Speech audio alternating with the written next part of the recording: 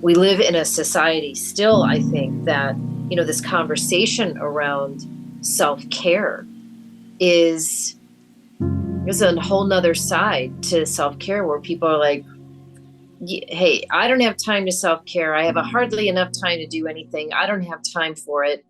But I think in the back of their mind, it's that people frown upon others who take the time to do something on a regular basis. And I'm not just talking about like, hey, I went and I got a massage today. When was the last time that happened? Well, it's never happened before. It happened a year ago. And people almost feel guilty for doing something that's in their best interest for themselves. And so I really want to push the envelope here and say, well, where is that guilt coming from?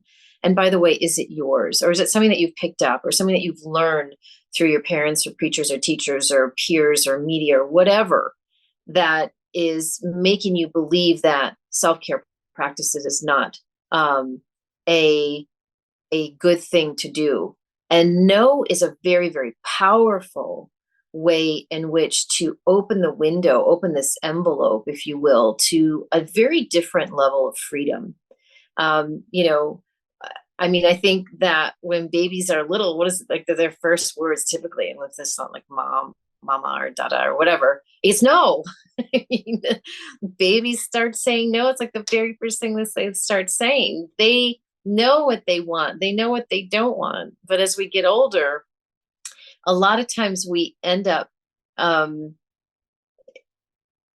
not being able to discern what's in the best interest of ourselves. So I had to learn that because, Chris, I'm very much like you. When somebody needs something from me, I'm the first one to be like, I'll do it. Give somebody who's really busy something to do and they'll get it done. That old saying. There is truth to it. But there's also a control aspect to it. So let's again, we're kind of uncovering this. If we don't say no and we say yes, does that sometimes mean that we have the ability to have a good face, to show that we are maybe masking something? Maybe it is a power play. Maybe it is a control technique that will allow us to have the upper hand.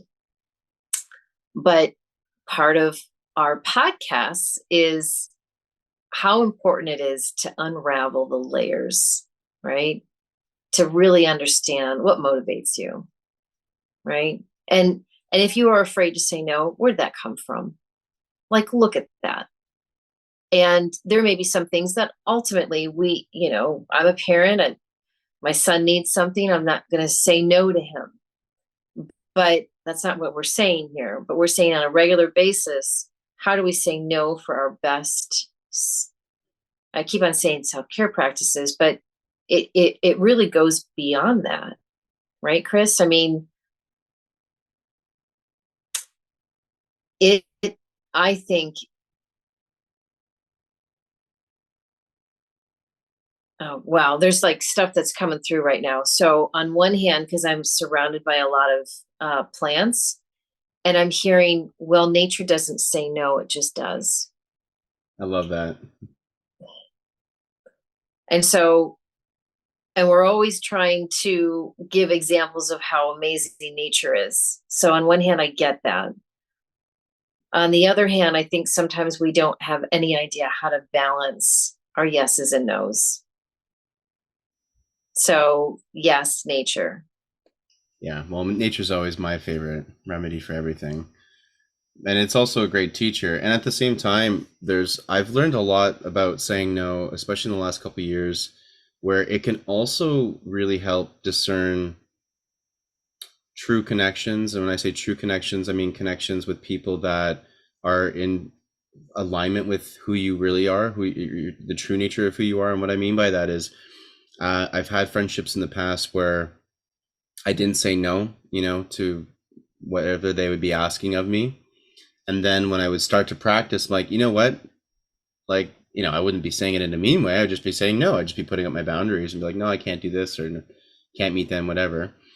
And for some of those friends, it would actually really trigger them. It would upset them. They get mad at me. And then I would realize, is that really a friendship I want? When I put up my boundaries, when I speak my truth and I actually say, you know what? No, I'm not feeling this right now. I don't really want to do that right now. With the friendships that don't receive that well, that's actually a really great way to discern that that connection is actually not really meant for me anyway. So it's also, in a sense, when you say no, it can also start to filter out different people in your life. And it might be scary at first because, we get freaked out when conflict happens like that. But at the same time, it's ultimately in the long term really helpful because you want people in your life that are going to celebrate you saying no and being like, no, I don't feel like that. Oh, awesome, man. Yeah, great. Cool. It doesn't work for you. That's fine. We'll just do it another time. Great.